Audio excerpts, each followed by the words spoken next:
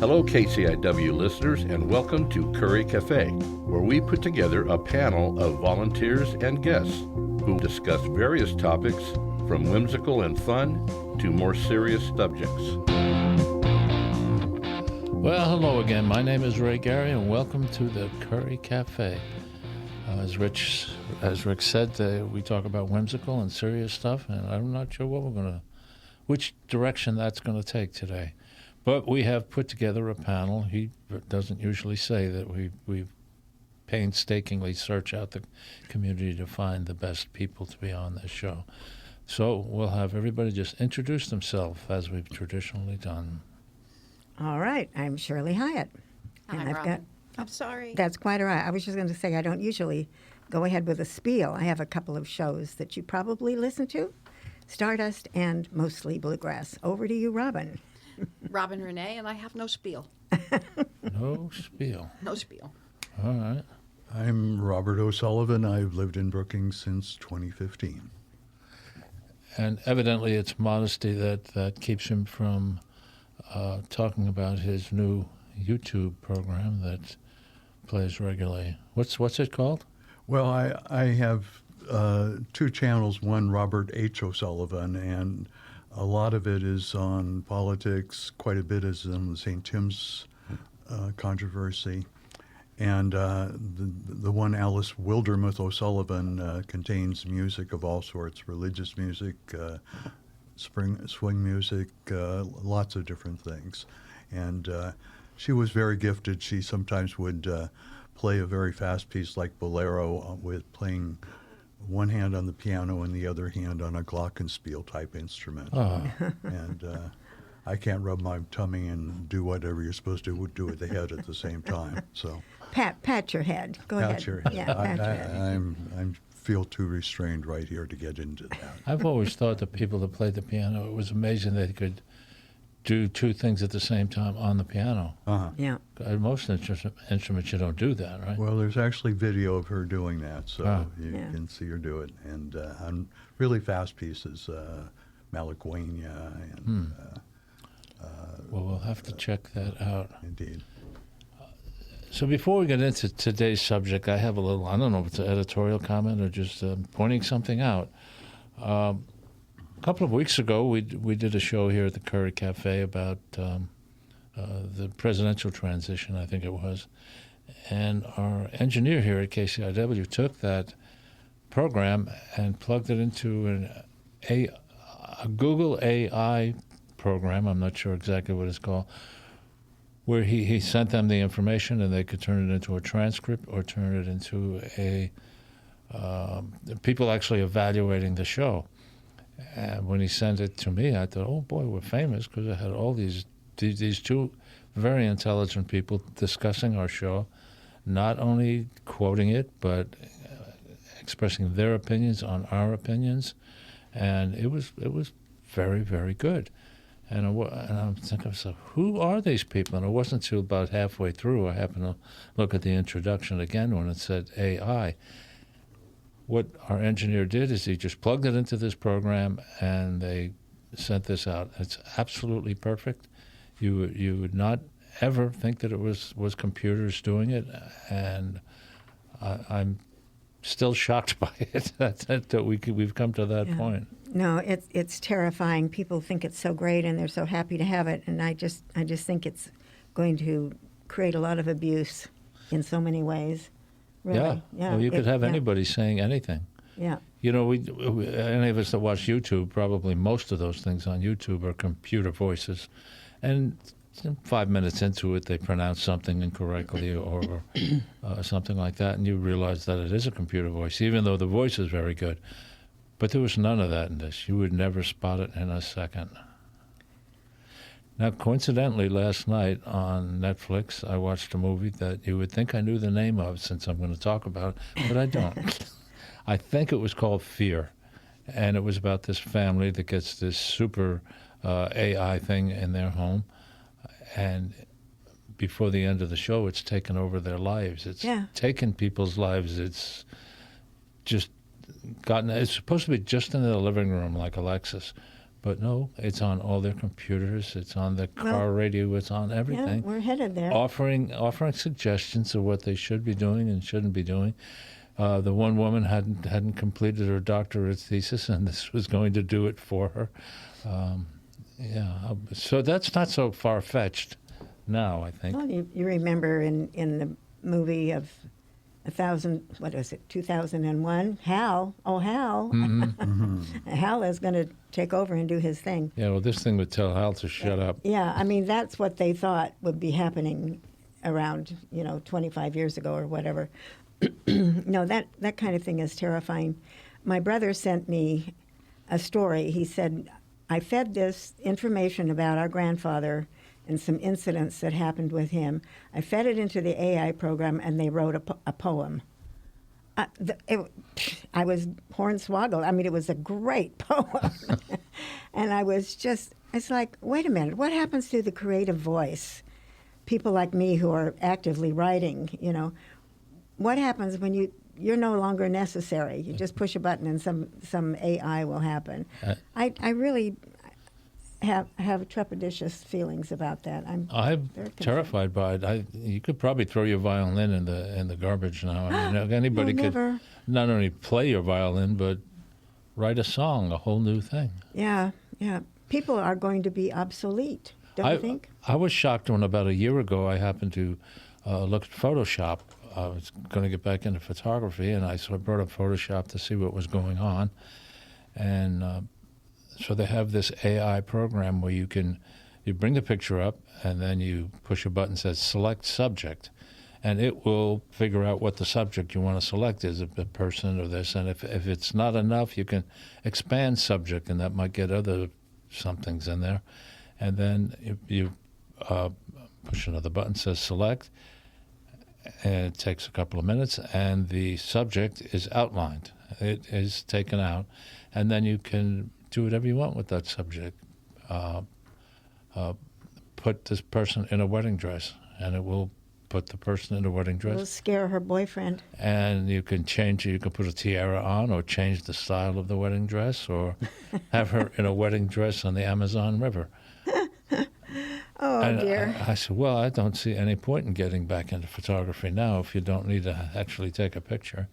Think of the people who run venues where you do wedding photography stuff. They're out of business. Don't give up, though, because I think it behooves all of us to continue to not be sucked into this kind of thing where, we're still here. We're still individuals. We still have our particular slant in our voice, etc. And there's a photography group here in town, and they do some wonderful, wonderful stuff. I was part of that for a while. Yeah.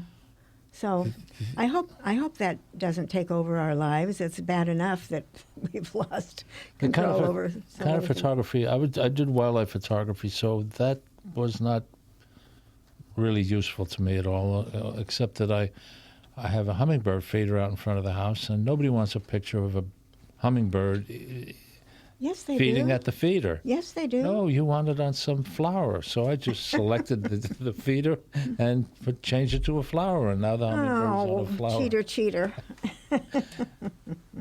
Pumpkin eater. Anyway. I suppose that's considered to be creative. Okay. All right, then. We have a real subject for today, I guess. Somebody come up with the idea that we needed to address I don't know if you call it a problem, or the situation of people living alone, sometimes by choice, sometimes by circumstance. And some people are happy with it, and some people are not so happy with it, and some people like me are pretty well adjusted to it. Well, anybody have? Yeah, I was going to say, I'm a single by choice person. I really do like living alone.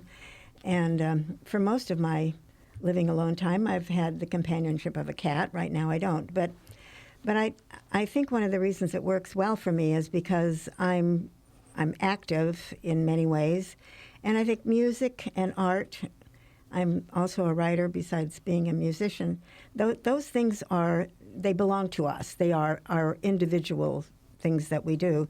And if you have some skill or talent or interests, those things you carry with you no matter where you are. So being alone by choice, then it's up to me if I want to have company or go someplace. So personally, I enjoy it. I agree with you, Shirley. I'm single by choice. I've been single for about 20 years. And I have not been without an animal for more than 2 weeks at a time. And I thoroughly don't know what I would do without animals. I mean, they are my companions. They are my company. You know, I enjoy them very, very much. I'm not lonely. When I have interests, I take them with me whenever I can. I travel with them, and I just thoroughly enjoy it. So, Good. that's me. Bob? I guess I should have something to say. Somebody's got to have something to say other than, hey, I'm just fine. Have my cat. I don't think I'm just fine. Okay, good. Let's get some controversy in there. I was married for 51 years to a very talented woman. She was both a lawyer and a musician, and in her retirement became an artist as well, a watercolorist. And she died during the early days of COVID, not from COVID, but from various things. And I found myself much more alone than I ever thought I would be. We were pretty new to Brookings. I lived here 4 or 5 years, and it takes a while to get roots and make friends and all of that. And it was a time when the vaccine was not yet developed, and I felt extremely alone for quite a while. I did have the company of 3 German Shepherds at the time. Wow. Now I have 2. And they were very, very helpful, but it was quite a switch in life from being really, day in and day out for 50 plus years, being involved with another person, and then suddenly she wasn't there. Yeah. And so I did experience some loneliness, and I don't know if I'd like to be partnered again. I think it's highly unlikely, but that's where I find myself now. Well, I think that if you are really looking for activities and situations where you can have a companionship of a sort, then there's plenty out there to partake of. Artists in this community, there are a great number of artists, and they are in a lot of different fields. And if you come out to the second Saturday Art Walk, then you'll see some of these people. And I highly recommend if you don't even think you know how to draw, take a class, come and be with other people who don't know what they're doing either. It's the idea of doing something that you're interested in and meeting other people who are interested in the same thing. And so there's that connection there. So I think that I highly recommend that. And there are walking groups and hiking groups and all kinds of stuff. And people get together and listen to each other perform 2 or 3 songs at the Chetco Brewery and other places. So, there's an awful lot going on in this community. There's the activity center also. And so if you choose to do something, there's plenty here to do. And just walking on the beach, is uplifting. Makes you feel good. Shirley mentioned something that I do a lot on the open mic on Thursday at the Chetco Brewery. They have it in the big room there, and you just walk in and sit down. You don't have to pay anything to get there, and the musicians don't even take tips. And the entertainment will run from, well, that was okay, to, wow, that was great. As there's always a surprise there, and but a lot of the same people there each time as far as the audience goes, but you're always running into people who that you get to sit and talk to. It's kind of become a community of people who do that every week. Yeah, it's to some extent the same people, but there are others who show up and other entertainers who show up. Well, there's also a lot of people here who are into the healing arts in various ways. And those are other groups. Like, I don't particularly enjoy going to the beach and drumming, but a lot of people do. And that's certainly available. There's an awful lot of yoga classes, and I think if you keep your mind going, put together puzzles, do crossword puzzles, read things, write things, just being self-expressive, then being older and alone doesn't have to be a lonely spot. It can be very much so, but I'm just saying there are a lot of ways in which to enrich yourself when you are single and don't want to be with anybody in particular. And there's always YouTube. Oh, there you go. You can sit and watch YouTube, or I can. Anything I'm interested in, and a lot of things I'm not interested in. And you never know what you're going to come across. Oh, dear. I guess that's how it is, isn't it? You start on a subject, they get that subject figured out, and you'll get sent all sorts of stuff. You know what I say? And it's all true. You know what I It has say? to be Hooray for it has to be radio. true if it's on YouTube. That's their rule. I'm glad there's radio. There's also a lot of classes available at the college just up the road. Right. I'm signed up for sign language, American Sign Language, Oh, good for you. just to have something to do, and found it really fascinating and enjoying it very much. So there's a lot of classes in there you don't have to do for credit. You can just go and do it. Yeah. It's affordable. Isn't there two different kinds of sign language? One you're Yes. actually doing letters, and the other you have like a something means car or something like that. American Sign Language is not based on sentence structure like we have in English. In English, it would be, for example, I am going to the store. And in American Sign, you'd have signs for I go store. And you assume the rest of it. Uh-huh. And then there's C sign, which I don't know anything about C sign other than it's not American Sign Language. And sign language is different in each country. That's American Sign Oh, Language of is course, here. That kind of Yeah, it's different in each country. Each country is its own language. And takes away some of the usefulness, doesn't it? no, I mean, if you could go to it's- Germany and speak the same sign language as somebody in Germany. Well, it just makes sense. English is not their primary language. But if you had a sign language that was universal. A universal sign language. I think there is such a thing like SOS. I was in a train station in Europe one time, and there was a couple there having an argument in sign language. That was kind of interesting. Did it ever come to blows? I hope don't not. know. It didn't. Not while I was watching, anyway. But hands were flying. I tell you. It's interesting. But it's very, very difficult to read, for example, when there is closed captioning on television. It goes way too fast. Way too fast. You have to practice. And finger spelling is what you were talking about when Yeah. you actually use the letters. So when there is no sign in American Sign Language, you finger spell it out. And the alphabet is the alphabet. But they have signs for most everything. And there's a lot of universal signs, like the sign for the telephone. When you hold up your finger to your ear, Yeah, everybody well, knows you're on the phone. We all know that one. Yeah.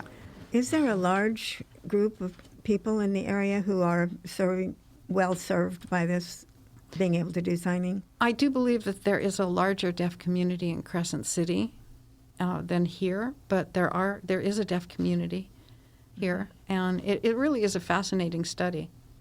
I'll bet. Another way to communicate. It's another language. So I find an interest in it. So, do you have Yeah. deaf people in your class? No. No. No. Well, there is one lady that's hard of hearing, and she basically learned C sign, which, if you're American Sign Language, you don't understand it because it's different, very different. It's like a different language. And so she's learning American Sign Language, and I can see the differences between when she does something in C sign. I don't understand it, but if she was to do it in ASL, I would. I guess you're probably aware that there are many people in the deaf community who feel that people should mind their own business when it comes to restoring their hearing. They have their own community, they communicate well, and they're just happy the way they are, and they sing. And they should be. Yeah. You know, it is what it is. You have what you have. It's not, I think more of the controversy comes in if there are hearing parents, for example, and they have a deaf child. And they will do everything in their power in their mind to have that child hearing as they are. But then there are people in the deaf community that just say, well, teach them American Sign, and that's a way to communicate, and you don't need to have the cochlear implants, or it's all a matter of personal choice. But your hearing is so much more than communicating. I mean, It there's is. communicating, but there's also, I don't know. You're wondering how you're going to listen to your favorite shows, right? The 50s music, etc., right? Yeah, I could get by with my subtitles on television, unless it's Spanish or Italian, because they talk way faster than I can read. Well, now that we're on that subject, though, I do think that everything is vibration, and especially when we're talking about music, then there are people who are not hearing, but they can also produce music, which is really interesting. It is because of it. fascinating. Yeah. When I lived in Northern California, I was part of the ballroom dance community. And there was a gentleman who was hearing when he was born, and there was an accident, and for whatever reason, he's now non-hearing. And he would go listen to music all the time because he could feel it through the floor. Exactly. And he would dance, and he was a good dancer. He could feel it through the floor. So I've sometimes thought about what it would be like to be in my circumstances now 50, 60 years ago. And in many ways, it's a lot better. For one thing, if you have a creative streak in you, there are ways in which you can be your own producer, editor, and put it out there for people to respond to or ignore, whatever. It's the old time in which you had to find someone to work as your communicator with publishers and all that. It's very different now. And there's also an extraordinarily broad range of stimuli, of a television sense, of a radio sense, of other communications that are readily open to me. If on Judgment Day one were to be asked how many newspapers have you read over your lifetime, I'd be in deep shit trouble. Excuse the language. I was in jobs in politics and media that it was part of the job kind of to read the LA Times and the Washington Post and the New York Times and so forth. And but now you can get all of those on tablets and laptops and other digital means and your phones, and it keeps one stimulated. It finds places where one can communicate oneself, and it's a very different world. And even though with all the craziness of that different world of people putting up outrageous things, and a lot of people don't have the sense to evaluate or make it out before they accepted it, that's part of what happens because the world's so different. But there are some ways in which the way in which the world is different is highly susceptible to a life that's stimulating and creative, while one could easily be bored and depressed. Do you have some inside information on whether or not that would be a question you might be asked on Judgment Day? Well, I hope not. I can say I reformed. I went digital, but I did kill a lot of trees in my lifetime. And the LA Times in California used to be especially ridiculous because every time they sold a newspaper, even if they were selling it in the San Francisco area, there was this enormous amount of ads. Yeah. Ad sections, not just ads Right. within the regular editorial content. And every time I got a paper, I was throwing out a bunch of poor trees that had a terrible plight to end up being just printed upon and wasted.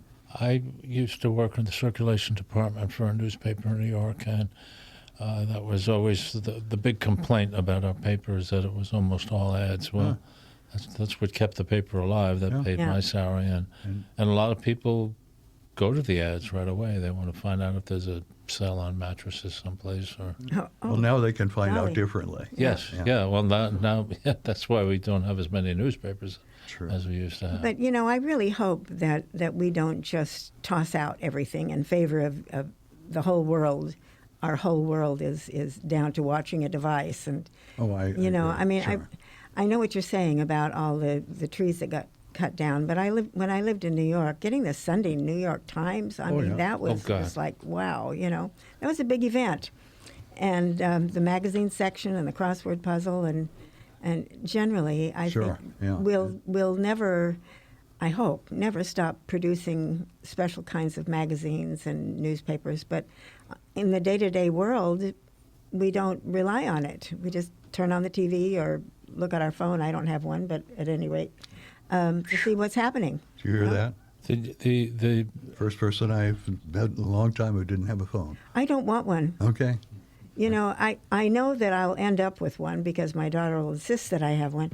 But the thing is, we don't have any privacy left anymore at all, and we're Very little, you know, give me another one of these devices that somebody can track me. You know, it's just, it seems to me we're running headlong into that like it's a good thing, and I don't think it is.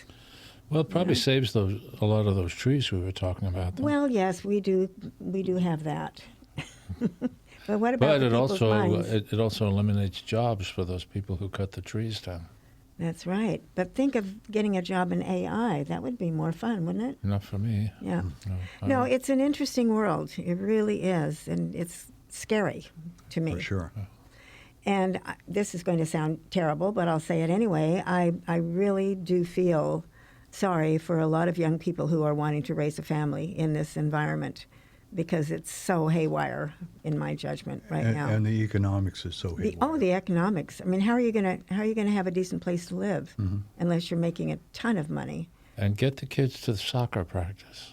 Yeah. When well, I was a kid, we got ourselves to soccer practice. Mom didn't have to drive me. I had a bicycle, and yeah. I didn't play soccer, but I did play baseball. And yeah, it's a whole strange new thing. You now. didn't drive your daughter to ballet, in other words. No.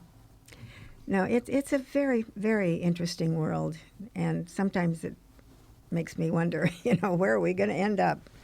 Maybe I'll die before the worst happens. That's a pleasant thought, huh? Yeah, if you look at YouTube every now and then, you can find one, Life in the 1950s, or even the Community. Yeah, I dig one out every now and then. Life on Long Island in the 1950s, and I remember seeing some of the stuff that they had there, but Yeah, it was And- great. it's gone. That's not happening no more. And we did it to ourselves. Yep. Well, just think of the kids nowadays that any of the school kids. You know, we grew up, we didn't have cell phones. We didn't have TV. We didn't have a lot of things that they take for granted Yeah. now. We had to pick the phone up and talk to the operator. Party lines, I remember. I'm trying to remember. I think when we first moved to Long Island, we didn't even have a dial on the phone, but maybe we did. And I know if we wanted to call Brooklyn, which was 35 miles away, we had to go through the operator and do long distance. And Well, and remember when you didn't make a call because you were going to wait until it was the cheaper rate later on in the evening? or until the other people on the party line Yeah. had that. Solitude has sometimes been part of a kind of religious discipline. There were monks who deliberately lived in solitude, some that didn't talk for 23 hours a day, some even less.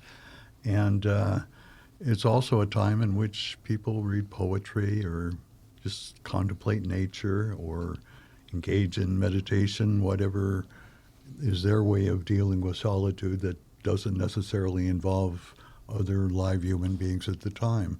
And all of that can be helpful in one sense of oneself and one sense of one's role in how one lives the days that we still have on this earth together. Can Hear, you hear. Can you explain the I can't think of the word, but the reason why the monks chose to be silent, and what was the whole story there? I don't get Well, I don't think I can quite accurately tell the whole story, other than in many religious traditions, solitude is in contemplation and meditation is a large part of whatever the religion or spiritual discipline or whatever you want to call it is. And it's just in some ways to quiet the mind, and in many traditions, it's an attempt to be open to communications from the divine, or communicating to the divine, and excuse me, in early Christianity, especially the first few centuries, and especially in Egypt, there were there's a whole movement known as the Desert Fathers, and they were involved in just the type of activities I was telling about. A lot of silence, a lot of praying, a lot of being alone in one's monastic sort of discipline.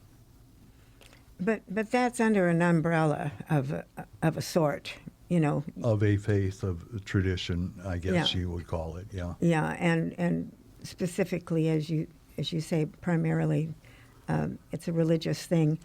But you did bring up something that I think is vitally important, especially for people as we grow older, and that is to know who we are. You know, to really have the ability to look inside of ourselves and to discover, you know, where our place in society is, certainly, but just to find out who we are, you know, so that we're happier with ourselves and we don't blame other people if we're not happy, or we think we have to go and do something in order to create some form of happiness. So I think a meditative state, so to speak, that really says, you know, this is me, and I have all these capacities, and I can use them or not. But to be acquainted with oneself, I think, is kind of the same thing as what you're saying. You know, you find that divine spark in yourself, or you come to peace with yourself to know who you are. And I found, you know, I've outlived most of my good friends, and that just happens. But also, there's a real difference between, and I hope I don't sound like J.D. Vance, but Oh dear. people who have children and those who don't, couples or partners, whatever, and the whole experience of life is largely related to that, because as many people grow older, their children and their grandchildren and their great-grandchildren are almost the center of their lives. Yeah. But if you have none of those, or if you have pets instead, which in my wife's and my case, we were not childless by choice, it was sort of medical necessity. But the aloneness thing is pretty tricky if you don't have your own children. So. Well, and there are a lot of people, as you sort of were talking about, who rely on their children to produce children for them, sort of. It's like, I'm waiting for my grandchildren to show, you know, it's like, wait a minute, is this really about you? Or, you know, but that extended family, that idea of being family, I have just one daughter, and I told her that I was not having any other children, and that if she wanted to create family in a way, it would be through her friends, because there would not be another brother or sister provided for her, so that she wouldn't be an only child. And there were times when she was glad to be an only child, and there were times when she was like, doggone it, you know, I feel all alone because I don't have a brother or I don't have a sister. But the opportunity to have family that you enjoy being around, that you like your family and you understand your family. Often not any of those. You know, that's a trick. Yeah. I was an only child, and I grew up in an area where there were no children. So I spent a lot of time in solitude, reading, learning to entertain myself, finding interests. And as that has progressed through the years, there are days now where if I didn't talk to my dogs, I wouldn't hear my voice. I just don't talk to people, and that's by choice. I don't need to talk to people. I don't mind the solitude, and if I find that I think I need to talk to somebody, I can get up and go out. Yeah. Or I can pick up the phone and call someone Yeah. if I choose to. But I like my solitude. Yeah, I do too, and I think there are people who don't. I won't mention any names, but I do know somebody who absolutely can't stand being alone, and so, you know, that person is out all the time, out doing something busy, busy, busy, finding something. I'm not going to analyze and say it's because they really need the distraction away from their own reality, but some people really desperately need to be in the company of others. It's very hard for them to be by themselves. So I agree with you there. I have never had a problem being with myself. You know, I can entertain myself a lot of ways, you know, and I find solitude in that, and I enjoy it. Sometimes it's just too noisy out there after I'm trying to be retired. So finding a balance between consistently in conversations with people day in and day out. It's not a 9 to 5. And I thoroughly enjoy the solitude now and not having to pick up the phone, not having to answer the phone when it rings, because it's a choice. You don't have to answer the phone if it rings. Yeah, getting back to what you were saying, Bob, about choosing to have a life of solitude, like going into a monastery or something. There is a serenity, perhaps, or maybe there's a lot of angst along the way too. But to come to peace with oneself, I think, is what we're really talking about. And it's something you have to be aware of. You have to be able to reach into yourself to realize that's what it's about. You know, we need to have company, but we really need to also to be safe and happy, if that's a reality. Happiness is sort of an elusive thing, I think. But the poet William Blake, who's a main man for me in many ways, once said, "Foxes have holes, birds have nests, humans friendship." And the time that my solitude was so intense right after COVID and right after losing my wife is I had very little in the way of friendship going on. And I since have found myself first as an advocate for the St. Tim's community and then as an active member of it. And I must say that the friendships I've discovered in a community of faith have been something I was really missing in my life, although I had been a pastor myself. And I don't know statistically how accurate it was, but I read something recently that said that basically a third of retired pastors never wind up relating to a congregation afterwards. oh my goodness. And I had trouble here. In fact, I probably went to Unitarian services more than any Christian services because so many of the Christian ones were of the Pentecostal evangelical sort. I don't even understand what's going on in the Christian world today. Does anybody? Do you understand what's happening? I have some sad understandings that go back way back in Christian history. You can go back to St. Augustine, who invented the concept of original sin. It's not in the Bible. It's something that he came up with and dealt with his own childhood and youth and mother and all of that. And that whole concept really dominated the theology of much of Western Christianity, that it became a question of sin and guilt and eternal life and all that, and other things that are so crucial to my understanding of Christianity, like loving your neighbor and feeding those who are hungry and being sensitive to strangers and all of that. It got missing in much of, especially Western Christianity. Yeah. There are other things that went wrong in Eastern Christianity, but at least they didn't have the curse of Augustine lingering over them so strongly. Well, it's a very interesting world we're living in, and people are reaching out there and trying to find something, I think, when really, in my judgment, they need to know themselves first of all, and then you can get out there. And you know, water seeks its own level. You'll find other people like yourself, and you've got a mission. It sounds to me like you found something that you really love to do and to be of service. Yeah, and a lot of people don't know what that means when you say, I'd like to be of service. You know, I want to help. I want to be there. If you need me, I'm here for you, kind of thing. And I found a mission where my success is not necessarily dependent on like a literary agent or an in-between person. Mm-hmm. And that's a huge difference, especially if you have creative instincts but not necessarily instincts that are inclined to make you sell your product in the ways that used to be sold. They used to be sold. I have a question, as long as we're on this subject.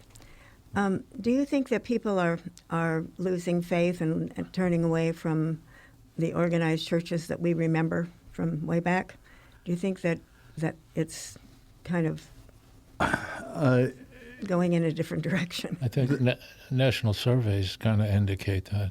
Yeah, If they mean anything. There are two things that have been going on. Let's talk in this country. In other parts of the world, it's different in many ways. But in the last 30, 40 years, the mega churches, the televangelists, and all of those became not dominant, but a very really strong presence, while the traditional Methodist, Presbyterian, Lutheran, Episcopalian type churches have been generally all losing membership over the years, and it's not a surprise. Some is partially just there's so many other things to distract people, I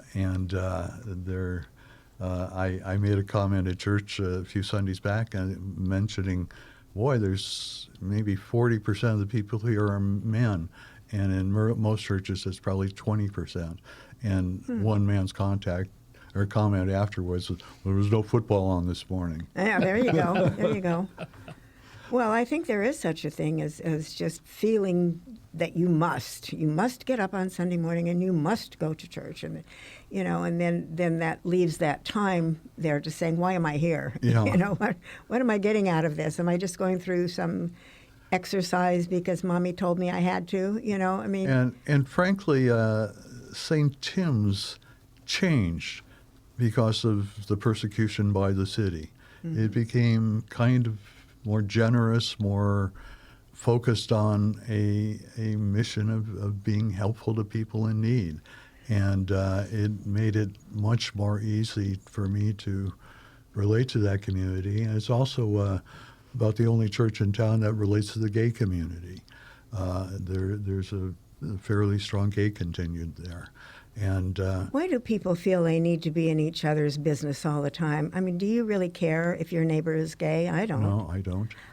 It's bizarre to me how well, we live in a climate where we've got to find somebody to pick on and think that they're not quite as valuable as we are, or I don't know. It's just well, part of the problem is the Bible.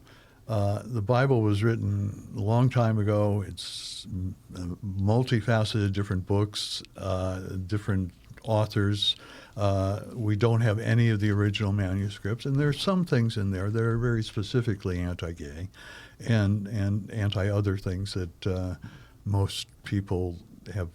I mean, you can find things in the Bible which condemn clothing made of two different types of cloth. Yeah, it's silliness.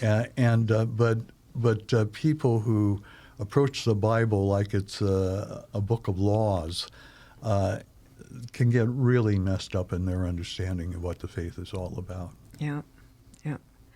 Well, it's an interesting time because we've got a lot of people, excuse me, believing in a kind of religious fervor that looks really strange to me. I can't relate to it. So anyway, I'm just curious because it seems to have taken on a life of its own with the political scene, and that's bizarre. When I talked about the predominance of the megachurches and the televangelists, there's another movement quite distinctly opposite of that, and that's generally goes under the rubric of progressive Christianity. It's one that rejects the part of the faith that is so literalistic and so forth, and one that emphasizes the part of the faith that is reaching out in love and compassion to others. And that's growing, but the forms in which it's growing, it's hard to measure and hard to see. Yeah. They have a large website. I've had a lot of my stuff published on it and get responses from all over the world. That wasn't available 20, 30 years ago. Well, we started out this conversation talking about being alone and by choice or otherwise, mm-hmm. and being of service to others. Have you met other people in the process of being attached to the church that excuse me, who are in your similar situation, so that you've got a group of friends now that are... Somewhat, yeah. And So is that where you primarily look, if you're looking for a community of people, that's where you would go? well, that's where I have found more friends than anywhere else here. I'm somewhat different than most on that score, probably, but that's my own reality. Yeah. So let's suppose you're a person who is alone, doesn't want to be alone, and you've aged quite a bit. Maybe you don't look like you once did, or you had a lot of. I said maybe. And you want to go find somebody. What would you suggest? Or what would anybody suggest to somebody? Well, when you say find somebody, what do you mean? Hook up with somebody, to use, I guess, a current term, or have a boyfriend, girlfriend, somebody you go to dinner A with. romantic relationship? There you go. Yes. You're looking That for... was an old-fashioned term. I think that I don't. But, I have a lot of men friends, and I love my men friends, but I'm not intimate with them, if you know what I mean. It doesn't interest you, but Yeah. suppose it did. What would you do? I don't know. I think you're doing all the right things, going out and meeting people and not just depending on some computerized face to stare back at you and say, I'm looking for a man about your height. I don't get the whole thing at all. Well, Can anybody say anything good for computer dating? I've done it. Huh? I've done it. And Can you say anything good for it? No. No. No, So what do I you- can't. People are just not who they say they are when you meet them in the sign up. flesh. You sign up with an agency and you give them certain facts and. Oh, not necessarily. There's plenty of dating sites where you just create your own profile and you can swipe left or swipe right, or anybody can contact you. There's dating sites that you have to be liked by somebody before you can communicate with them. There's all types of everything. But the Yeah. biggest thing that I've found is people portray themselves as to what they think they want, but not who they are. Mm-hmm. And you just don't know who they are until you meet them. Yeah. And they're not always who they say they are on paper, or on the computer. So I wouldn't think anybody would put any of their bad habits in their profile. Oh, you'd be surprised. Really? Yeah, you'd be surprised. Fifth of gin a night is my norm. Everybody does it differently and portrays themselves differently. There are some profiles out there I wouldn't recognize if they weren't holding a fish or antlers. I wouldn't recognize them because there's fish in every picture. It's just what they like to do. They like to Yeah. fish, so that's everything about them. Well, And you know what you're getting anyway. you know what you're getting. Yeah. Yeah, If you're into fishing. for the most part. Well, you're just going to have to love yourself more, Ray, I think, Yeah. until the right person comes along. I'm, as I said before, I'm kind of into the little critters running around in the woods, the reptiles and amphibians. And if I put a picture of me holding a rattlesnake or something, I think that might be. Well, Would I there you attract a go. lot of? Well, seriously, there you go. What's your favorite thing? You like spiders and snakes and stuff like that. I'll bet there's somebody out there that would go, oh, so do I. Oh, at last I found my soulmate. Because, that's kind of unusual. I don't think it's unusual at all. Well, see, but I do. I think it's I weird. was. I think it's weird.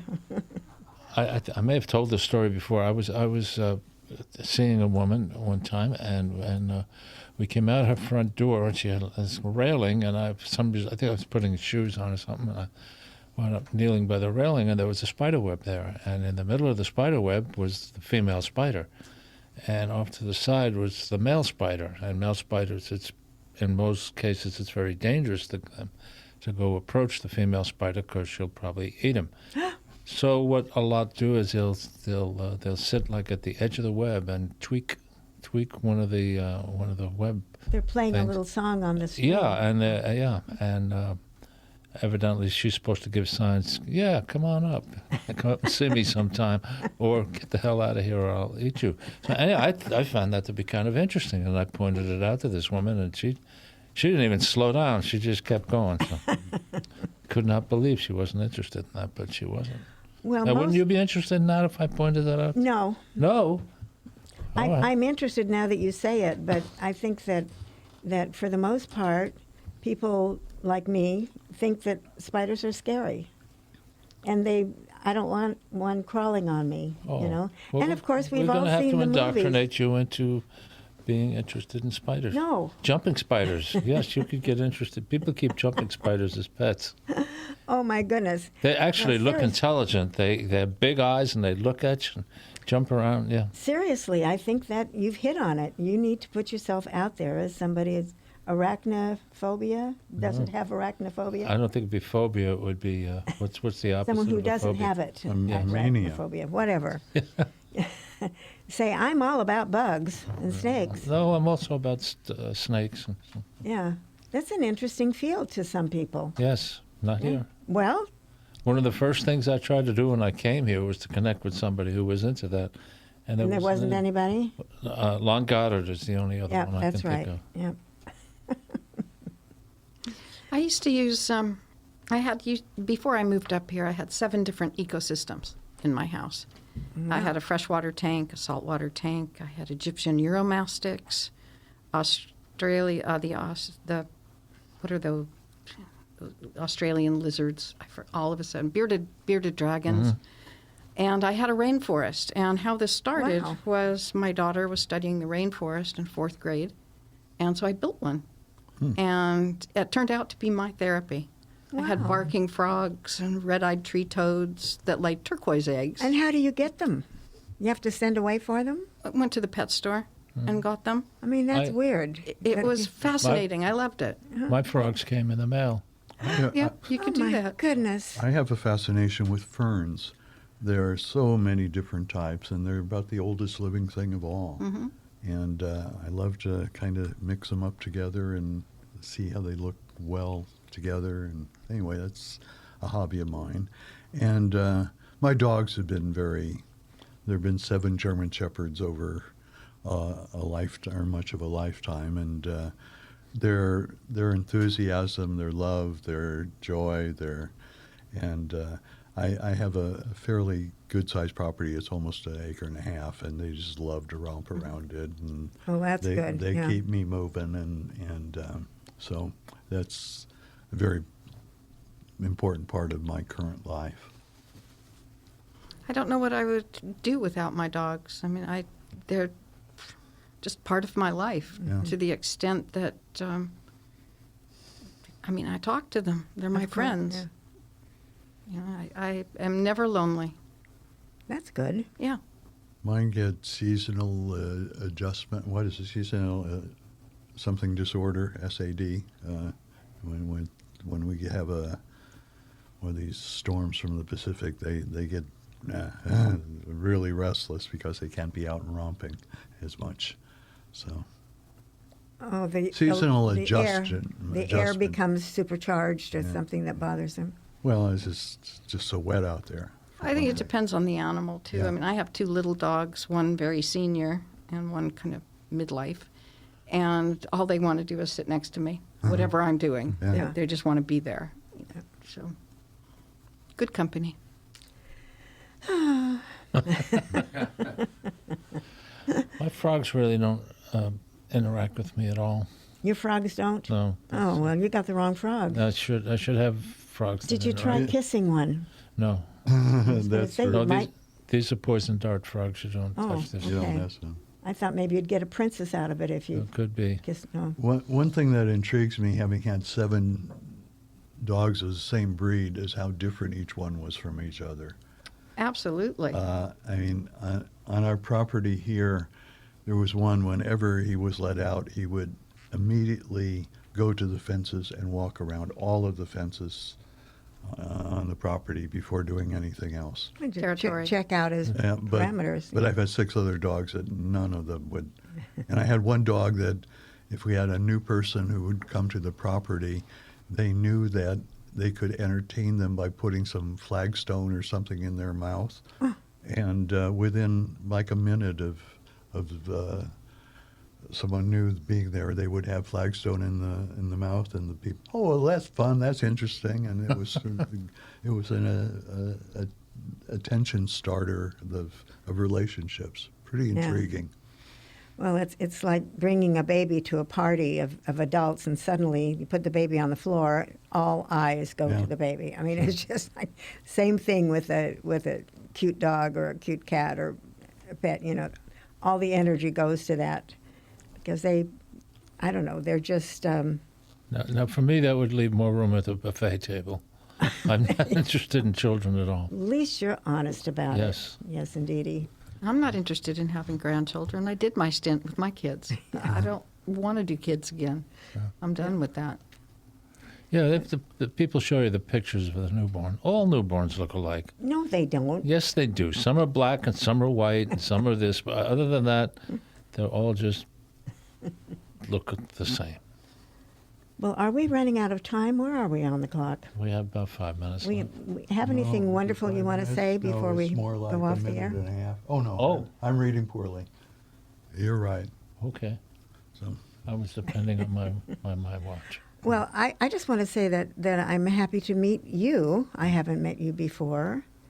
And glad to see you again. Well, thank you, Shirley. Yeah, and of course, Ray and I, we're old timers here. Yes, we are. He used to be my editor. How Yes. come you're not my editor anymore? Or maybe we shouldn't I talk seem about to have that. lost the ability to do the things I need to do, and I'm still trying, but I'm I'm going to electronically. give up pretty quickly I'm on trying so to record challenged. shows. I can't do any of that stuff. I can't do what I used to do, and it's they changed the program that I used to get music from, and That's rude. I think can that's I rude. just cannot figure out how to get the anyway. Yeah. It's all complicated. Well, that's okay. That's okay. I think that having this particular station has been really wonderful for me and a way to meet other people, like-minded people, and people who are doing their own thing that are very, very different. And when we first started out with this adventure, it was all local people. And now they've developed, I don't even understand how this works, but as part of a network, they can get shows from other places. But I really think that we've got a great community of radio people here in town, and I'm happy that we do. I agree 100%. This is a volunteer group of some wonderful people, and you can always fit yourself into the radio station with some kind of an interest, whether Yep. it's music or discussions or I don't know. Maybe somebody will want to talk about reptiles someday, but I Well, you haven't can given go- up hope. But I think Well, no, it's getting slimmer and slimmer. you just need to advertise more. Yeah. You know, Ray is looking for people to come in and talk about lizards and snakes and bugs. And Seriously, if you are looking for something to do out there, this is a wonderful place to start. You can fit into so many different ways, and you could have a program called The Sleaze and the Slime.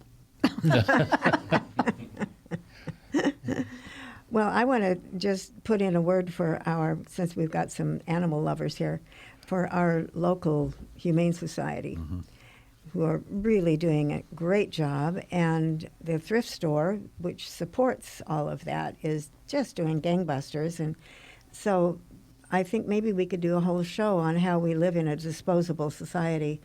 And we're just, I take a load of clothes to the thrift store and I bring back a load of clothes.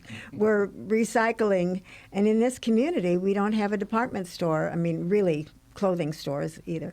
So it fills an enormous gap, and especially in a community where people have limited funds and they can still, get something decent to wear and enjoy the relationships they have with the people down there. They're really nice folks. So if you haven't bought anything at the thrift store, get on down there. Okay, we're cruising in on the last minute.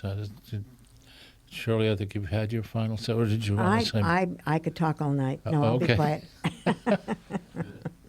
Robin? Well, I just want to say that I've only been here about 3.5 years, and it's a fabulous community. I couldn't be happier. I moved here without knowing a soul in town, and I, in 3.5 years, have great friends. When I moved here, somebody said it's It's a college town for retired people. There you go. Great town. Bumper music has started, Bob. You have something to... I was just thinking, if this is a college town, why did 80% vote for Trump? But Uh-oh. Oh, I don't know about that. That's a question we could ponder forever. That is a whole interesting subject right there.